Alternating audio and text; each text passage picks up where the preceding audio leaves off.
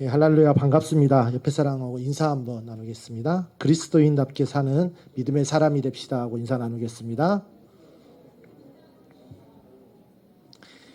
예, 그리스도인답게 사시는 우리 믿음의 성도들 되시길 바랍니다. 이 세상이 그리스도인다움을 요구하는 것 같아요. 예, 학생이 공부를 안 하면 학생다움이 있는 건가요? 아니죠.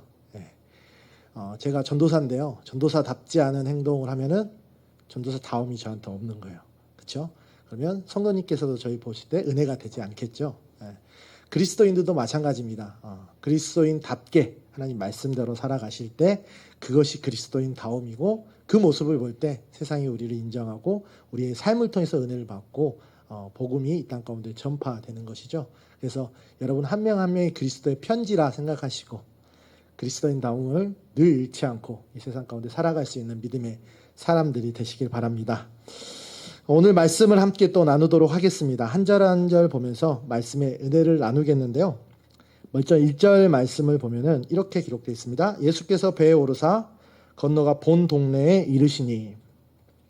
자, 오늘 보고 있는 이 마태복음 9장 말씀은요, 이 본문에만 기록되어 있는 것이 아니라 똑같은 내용이 마가복음에도 그리고 누가복음에도 기록되어 있습니다. 그래서 그 중에서 마가복음의 내용을 볼 때 지금 여기서 말하는 본 동네라고 쓰여 있는 이 동네는 우리가 잘 아는 가버나움이라고 생각하시면 됩니다. 그래서 오늘 이 말씀의 사건은 지금 가버나움에 들어가셔서 생긴 일을 기록하고 있는 내용이 오늘 말씀의 내용입니다. 그러면 2절 말씀이 중요한 내용을 참 많이 담고 있습니다. 2절 말씀을 함께 보고 또 한 절 쭉 나누도록 하겠습니다. 함께 합니다. 침상에 누운 중풍병자를 사람들이 데리고 오거늘 예수께서 그들의 믿음을 보시고 중풍병자에게 이르시되 작은 자야 안심하라 내 죄 사함을 받았느니라. 2절 말씀을 보면 많은 내용이 담겨져 있습니다. 자, 먼저 침상에 누운 중풍병자를 사람들이 데리고 옵니다. 자, 여기서 나오는 사람들은 다른 복음서에 기록된 것들을 볼 때 4명의 사람들이고 우리가 알기로는 이 사람들을 4명의 친구라고 하는데 제가 복음서를 마가, 마태, 누가 다 찾아봤는데요.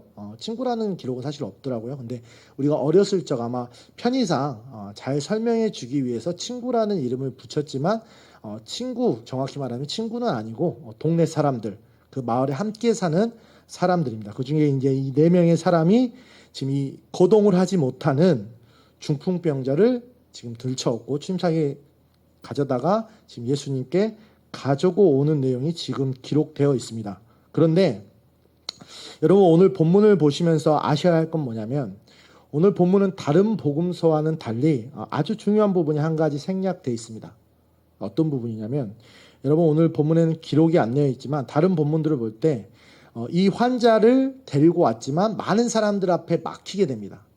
그래서 어떤 파격적인 행동을 하게 되냐면 이 환자를 지붕으로 데리고 올라가서 지붕을 뜯고 지붕 아래로 내려서 예수님께 치유를 받게 하는 장면이 나옵니다. 근데 오늘 이 마태복음 9장에 보면 어떤 장면이 지금 생략되어 있죠? 지붕을 뜯는 장면. 이게 작은 일이 아니지 않습니까? 그런데 마태는 과감하게 지금 지붕을 뜯는 그 장면을 생략하고 말씀을 이어서 전하고 있습니다. 자, 이것은 무슨 말이냐면 마태가 이 본문을 쓸 때 우리의 집중력이 다른 곳으로 분산되지 않게 하기 위해서 이게 다른 복음서의 내용과 다른 내용을 기록하고 있는 것이 아니라 같은 내용이지만 우리가 다른 것에 더 집중하게 하기 위해서 과감하게 지붕을 뜯는 그 장면을 지금 생략하고 있는 것입니다. 근데 우리 머릿속에는 지붕 뜯는 그 장면까지 함께 생각하시면 더 이해가 쉬울 줄로 믿습니다. 어쨌든 오늘 마태복음에는 지붕을 뜯는 그 장면을 생략하고 있으니까 저도 생략하고 말씀을 계속 이어서 전하도록 하겠습니다. 자, 간단히 다시 한번 정리하면 지금 4명의 마을 사람이 예수님께 거동하지 못하는 중풍병자를 데리고 나온 상황입니다. 그럼 이에 대해서 예수님께서 뭐라고 말씀하시냐면 예수께서 그들의 믿음을 보시고 라고 말씀하고 있습니다. 자, 지금 여기서 예수님이 보고 있는 믿음은 누구의 믿음을 보고 계시는 거냐면 그 중풍병자를 데리고 온 그들이죠. 그가 아니라 단수가 아니라 그들이죠. 그 네 명의 사람의 믿음을 보신 것 같습니다. 성경은 특별히 중풍병자가 뭐 그 안에 포함되어 있다, 포함되어 있지 않다라는 걸 말씀하고 있지 않지만 우리는 생각하기에 합리적으로 이 네 명의 사람을 아마 그 믿음을 이야기하고 계신다는 사실을 우리는 얼추 알 수 있습니다. 자, 그렇게 어쨌든 이 네 명의 사람이 지금 중풍병자를 데리고 왔습니다. 그런데 재밌는 것은 지금 그 중풍병자를 데리고 온 이 네 명의 사람 때문에 그 은혜가 누구에게 흘러갔습니까? 중풍병자에게 흘러갔습니다. 자, 이 네 명의 사람이 무언가를 바래서 그들이 잘 되기 위해서 예수 앞에 나온 것이 아니라 그 중풍병자를 위해서 데리고 왔고, 예수님은 그 네 명의 믿음을 보시고 그 네 명의 믿음 때문에 이 은혜가 중풍병자에게 지금 흘러간 것이죠. 우리가 이곳에 조금 주목해야 될 필요가 있습니다. 자, 여러분 잠시 말씀 한 장 넘겨서 마태복음 8장으로 한번 넘어가 보시겠습니까? 우리가 이 말씀을 보면서 먼저 알아야 될 것은 뭐냐면 이 중풍병자를 데리고 온 이 네 명의 사람의 믿음이 어떠한 믿음인지, 어떠한 믿음을 가지고 지금 예수님께 나왔는지 그 믿음에 대해서 조금 알 필요가 있습니다. 그 믿음을 알기 위해서 앞에 나온 마태복음 8장 5절부터의 말씀을 보시면, 마태복음 8장 5절부터의 말씀은 백부장의 하인을 고치는 내용이 기록되어 있는 말씀입니다. 그런데 재밌는 것은요, 지금 백부장의 하인을 이제 고치는 그 장면에서 지금 배경으로 쓰이는 곳이 어디냐면 가버나움입니다. 5절 말씀을 보면 예수께서 가버나움에 들어가시니, 지금 장소가 어디죠? 가버나움입니다. 자, 앞선 장소도 어디였죠? 가버나움입니다. 자, 두 번째로, 자, 백부장의 하인이 걸린 병이 뭐죠? 6절에 보니까 중풍병입니다. 네 명의 사람이 데려온 그 사람의 병도 뭐죠? 중풍병입니다. 또 재미있는 것은, 자, 하인의 병이 어떻게 고쳐졌습니까? 하인의 믿음을 보고 병이 고쳐졌습니까? 백부장의 믿음을 보고 고쳐졌습니까? 백부장의 믿음을 보고 고쳤습니다. 여러분 앞선 9장과 나온 내용과 아주 흡사합니다. 그렇죠? 가버나움 똑같죠? 중풍병 똑같습니다. 그리고 그 본인의 믿음이 아니라 다른 사람의 믿음을 보고 그 사람에게 은혜가 흘러갔다는 것까지 아주 유사한 본문을 가지고 있습니다. 그런데 9장과 8장에서 아주 다른 점이 하나 있다면 무엇이냐면, 예수님께서 8장에 이 백부장의 믿음을 정말 이례적으로 극찬을 하십니다. 이방인이 이 사람에게 아주 극찬을 하십니다. 어떤 극찬을 하시냐면, 이스라엘에게도 이만한 믿음을 본 적이 없다고 말씀하실 정도로 아주 이례적으로 믿음에 대해서 극찬을 하고 계십니다. 그런데 마태복음 9장에는 그러한 극찬은 기록되어 있지 않습니다. 이 말씀과 다른 점이 그게 좀 다르죠. 그러면 우리가 알 수 있는 것은 뭐냐면, 이 극찬을 생략하신 것으로 보아서, 다른 부분은 똑같지만 극찬을 생략하신 것으로 보아서 백부장을 칭찬할 때의 그 믿음만큼은 지금 이 네 명의 사람에게 그 믿음은 있지 않았다는 것이죠. 백부장만큼의 믿음은 아니었다라는 것을 우리는 얼른 알 수 있습니다. 그러면 이 사람들의 믿음은 어떤 믿음이냐? 백부장 정도의 믿음은 아니지만 이 사람들에게는 오랫동안 한 마을에서 봐온 중풍병자를 긍휼히 여기는 마음이 있었고, 그리고 예수라는 사람이 능력이 있다는 것을 알았고, 그리고 어떠한 믿음을 가졌냐면 이 예수라는 사람이 이 중풍병자를, 이 걷지 못하는 이 마을 사람을 고쳐줄 것이라는 예수님의 능력에 대한 믿음이 있었습니다. 그래서 오늘 본문 말씀에는 지붕을 뜯는 장면이 기록되어 있지 않지만 이 네 사람은 예수님께서 이 중풍병자를 고칠 수 있다는 확신이 있었기 때문에 지붕까지 뜯어서라도 그 중풍병자를 고치려고 하는 그런 파격적인 행동을 할 수 있었던 것입니다. 어쨌든 이들의 믿음은 예수님의 능력에 대한 믿음이었죠. 병 고침에 대한 능력. 이 내용은 아주 중요합니다. 여러분 기억하시고 또 이어서 좀 말씀을 나누도록 하겠습니다. 자, 뒤에 나오는 말씀에 이제 예수님께서 또 중요한 말씀을 한번 하시죠. 작은 자야 안심하라, 내 죄 사함을 받았느니라. 원래 무슨 말씀을 하셔야 조금 이 말씀이 부드럽게 흘러갈까요? 네 병이 고쳐졌느니라, 아니면 일어나 걸으라, 하면은 이 말씀이 이렇게 샥 흘러갈 것 같습니다. 그런데 예수님께서 갑자기 생각지도 못한 말씀을 하시죠. 이 사람들은 지금 병 고침을 받기 위해서 중풍병자를 데리고 왔는데 예수님께서 갑자기 내 죄 사함을 받았느니라 라고 말씀을 하고 있습니다. 이게 어떤 의도에서 이런 말씀을 하셨을까요? 이건 분명히 의도가 있는 말씀입니다. 굉장히 의도적인 말씀입니다. 여러분, 이 말씀은 아시다시피 신성모독의 발언이었어요. 당시에는. 우리가 지금 받아들이기에는 신성모독으로 받아들이지 않죠. 근데 그 당시에는 신성모독의 발언이었던 거예요. 자, 누구 외에는 죄사함의 권한이 없습니까? 하나님 외에는 죄사함의 권한이 없어요. 그런데 그 죄사함의 권한을 지금 누가 행사하고 있습니까? 예수님. 그러면 예수님 자신도 누구와 동등되다는 거예요? 그렇죠. 그러면 그 당시에 사람들이 받아들이기에 이 말은 바로 신성모독이구나 라고 받아들였을 거예요. 예수님은 이 말씀을 하시면서 심지어는 이것이 그들에게 어떻게 받아들여질지 자세히 알고 계셨을 거예요. 왜냐하면 예수님도 어디서 자랐습니까? 그 유대에서 자랐어요. 그 문화에서 자랐습니다. 그렇기 때문에 지금 예수님께서 하시는 그 말씀이 이들에게 어떻게 받아들여질지는 그곳에서 태어나고 자랐던 예수님도 당연히 알았습니다. 그런데 그럼에도 불구하고 예수님께서 이러한 말씀을 했다는 것은 분명한 의도가 있다는 것이죠. 그럼 이어서 3절 말씀을 보면 이런 발언을 했을 때 그때 그곳의 반응이 어땠냐면 3절에 어떤 서기관들 속으로 말로는 안 하고 속으로 이르되 이 사람이 신성을 모독하도다. 아까 말씀드렸던 것 같이 신성 모독으로 대번에 받아들입니다. 네, 대번에 받아들이죠. 그리고 이곳에 기록되어 있지 않지만 이 복음서, 다른 복음서를 보면은 이곳에는 이 서기관만 있는 것이 아니라 바리새인들도 있었고 율법 교사들도 있었습니다. 소위 말하는 종교의 지도자들이 다 있었던 거예요. 자, 여러분, 이 마태복음 9장은 마태복음 중에서 굉장히 중요한 위치를 차지합니다. 왜냐하면 이 마태복음 9장을 중심으로 이제 본격적으로 예수님께서 자신의 사역에 대해서 이제 그 전까지는 감추어 말씀하셨다면 이제 본격적으로 드러내기 시작하는 게 마태복음 9장입니다. 여기가 분기점이 되어서 이 이후로는 예수님이 사역을 밝히 이야기하시죠.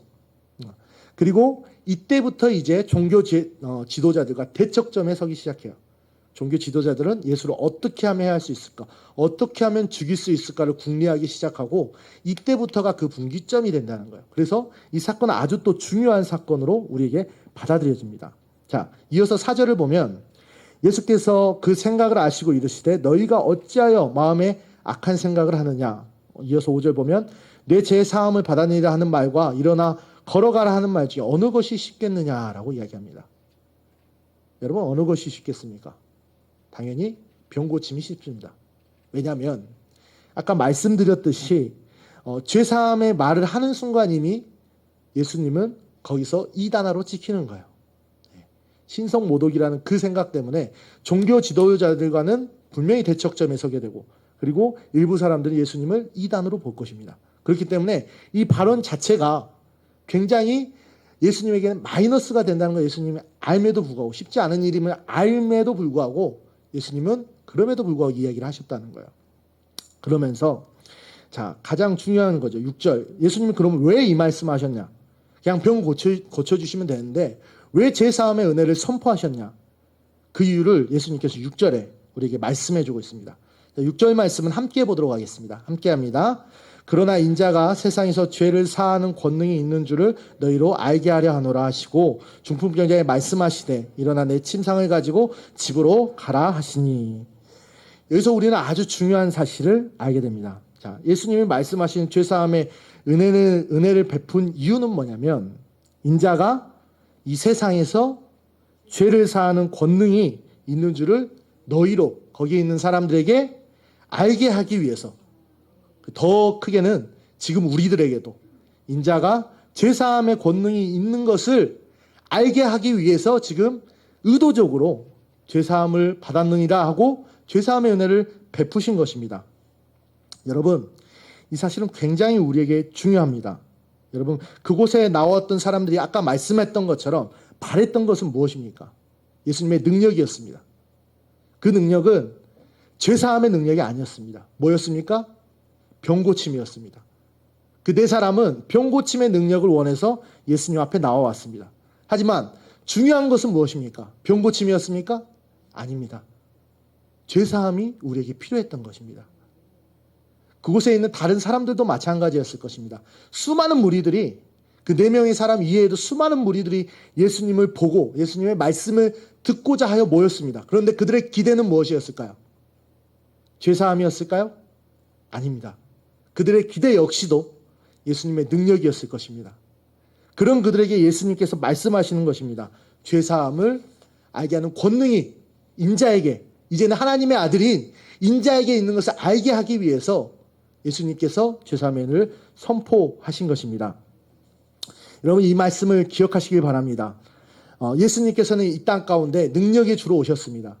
하지만 그 능력의 주이신 예수 그리스도는 돌을 떡덩이로 만들어주는 능력을 보이기 위해서 이 땅 가운데 오신 것이 아니라 친히 어린 양이 되어서 우리의 희생제물이 되어서 하나님과 우리를 화목하게 하기 위한 죄사함의 은혜를 베푸기 위해서, 그 능력을 베풀기 위해서 이 땅 가운데 오셨다는 그 사실을 여러분 기억하시기 바랍니다.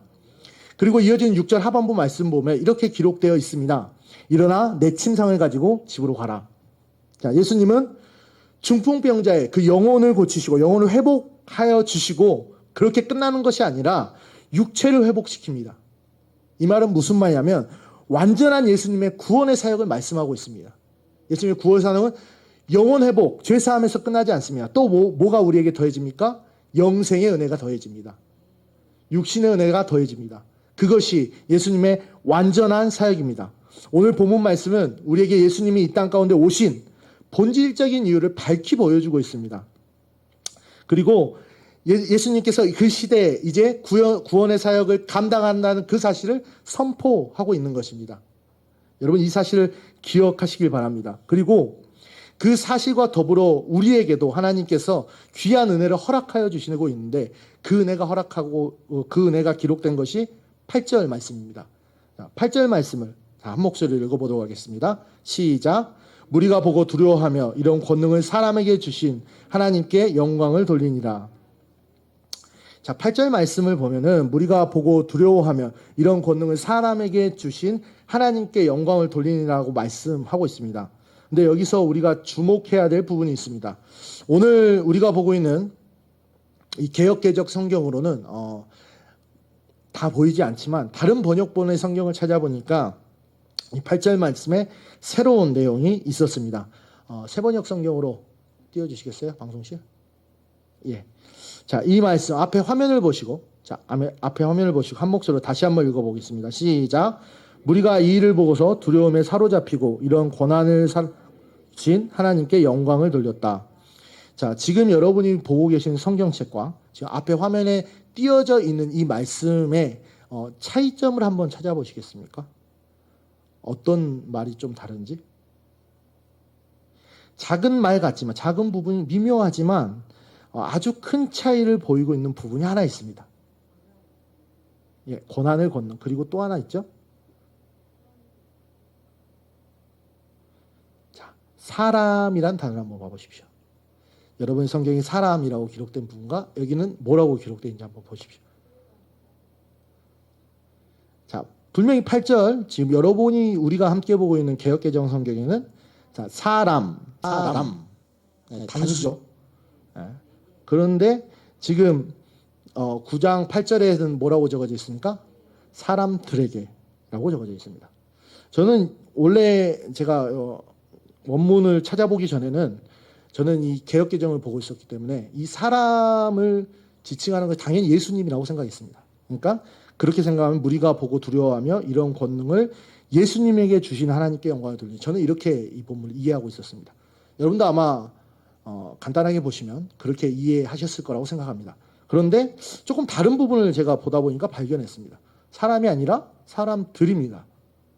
그러면 이건 예수님을 지칭하는 건 아니죠. 왜냐하면 예수님은 단수로 쓰여야겠죠. 예. 근데 사람들이라고 기록되어 있었습니다. 이게 무슨 말이냐? 여러 가지 주석들이나 찾아보니까 여기서 사람들은 쉽게 말하면 예수를 따르는 자, 성도를 말합니다. 성도를 말합니다. 그리고 더 크게는 교회를 말합니다. 그러면 그런 이해에서 여러분 보시면 우리가 보고 두려워하며 이런 권능을 사람에게 성도에게 주신 하나님께 영광을 돌리니라. 자, 이런 권능을 누구에게도 주셨습니까?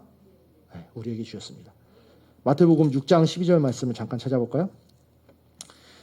여러분들이 잘 아는 주기도문입니다. 6장 12절 말씀. 자, 한 목소리로 볼까요? 시작. 우리가 우리에게 죄 지은 자를 사하여 준 것 같이 우리 죄를 사하여 주셨고. 여러분, 이 말씀은 우리가 당연하게 받아들이지만 당시 구약의 관점에서 보면 조금은 다른 이해로 봅니다. 왜냐하면 구약은 눈을 눈으로 이를 이로 갚는 것이 율법이었습니다. 무엇을 훔쳤으면 갑절로 갚거나 용서해 주는 게 아니라 만약에 내 하인의 팔을 다치게 했으면 똑같이 갚아줍니다. 그 하인을 상대방의 하인을 데려다가 팔을 다치게 한다거나. 이것이 옛날 율법이었습니다. 죄를 용서, 긍휼 그런 것이 있었습니까? 없었습니다. 그래서 예수님께서도 너희는 눈을 눈으로 이를 이로 갚는다고 알고 있지만 그것이 아니다라고 마태복음 또 가르치고 계시죠. 그것이 그 당시에 어쩌면 이해였습니다. 그런데 지금 우리에게 예수님께서 뭘 말씀하시냐면 죄사함의 권능을, 권한을 너희에게도 주겠다고 말씀하고 계신 것입니다. 여러분, 이 사실은 우리에게 아주 중요합니다. 여러분, 신앙생활을 오래 했다고 할수록 여러분은 어떤 권세를 구하십니까? 어떤 능력을 구하십니까? 여러분, 신앙생활을 오래 하면 할수록 여러분의 삶에서 여러분이 가장 많이 하고 있는 기도의 제목들은 어떤 것인지 그 종류를 한번 분류해 보십시오. 대부분의 사람들이 다른 사람보다 탁월한 능력을 갖기를 원하면서 또 다른 사람보다 높은 위치에 가길 원합니다. 다른 사람보다 강한 힘을 갖기 원하고 안정적인 삶을 하나님께 구합니다. 무슨 말이냐면 주님께 구하는 것이 힘입니다. 능력을 구하는 것이죠. 그러나 오늘 말씀에서 주님이 우리에게 말씀하시는 진정한 능력은 뭐냐면 죄사함입니다. 죄사함의 권능이 우리에게 있어야 합니다. 기독교가 본질적으로 궁극적으로 가져야 할 강력한 힘은 뭐냐면 바로 이 죄사함의 은혜를 선포하는 것에 있습니다. 우리가 왜 이 땅 가운데 힘을 잃고 세상의 빛과 소금이 되어야 할 교회가 왜 세상의 지탄이 되고 조롱의 대상이 되고 있습니까? 그 본질을 잃어버렸기 때문입니다. 여러분, 말씀을 정리하려고 합니다. 겉모습만 보면 지금 교회의 능력이 커진 것 같습니다. 세계에서 가장 큰 교회도 한국에 있고요. 가장 많은 선교사를 파송하기도 합니다. 대형 교회가 수많은 재정으로 감당하는 그 지역 사회의 사업은 이제 그 지역 사회에서도 무시하지 못할 만큼의 규모를 가집니다. 그리고 발언권도 가집니다. 분명히 교회는 사이즈도 커지고 능력은 강해진 것 같습니다. 근데 그에 비해서 기독교의 핵심이 되어야 할 죄사함의 은혜는 어떻습니까? 그 능력도 함께 성장했습니까? 여러분, 요새 밖에 나가서 예수 믿고 구원받으세요 라는 말 쉽게 할 수 있습니까? 못할 건 없겠죠. 할 수 있겠죠. 그런데 그 말에 능력이 있습니까? 여러분 스스로 그 말씀을 하신다 그럴 때 여러분 그 말에 능력이 있다고 생각하시고 선포하실 수 있으시겠어요? 왜 못하십니까? 교회가, 성도가 본질을 놓쳤기 때문입니다. 그리스도의 관심은 거기에 있지 않습니다.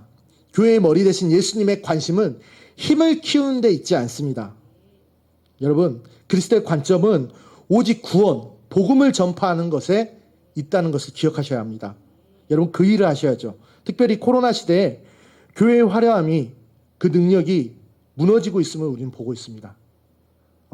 어쩌면 본질을 잃어버린 교회의 치부가 이 세상에 다 드러나고 교회가 발가벗은 것 같아서 부끄럽기도 합니다.